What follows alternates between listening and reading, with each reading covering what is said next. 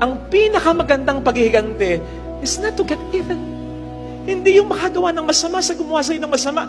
Ang pinakamagandang paghihiganti sa tulong ng Diyos ay yung mawala ang masama. Yung makonsensya, yung gumawa sa'yo, napakabuti ng asawa ko, ba't ka niloko? Napakabuti ng magulang ko, ba't hindi ko nirespeto? Napakabuti ng kapatid ko, isang beses hindi niya ako napagbigyan, nagtampo ko, nakalimutan ko yung maraming beses na ginawa niya pagtulong sa akin. Napakabuti ng anak ko, ba't tinakwil ko? Wala akong kontento.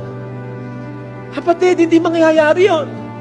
Kapag puro masama ang ibibigay mo, dahil puro masama ang binigay niya sa'yo, huwag mong aalisin yung tsansa. Huwag, kasi maapektuhan ka rin. Lalo na, kung hindi ibang tao yung nagkasala sa'yo. Mga kapatid, mahirap ito. Pero isipin po ninyo,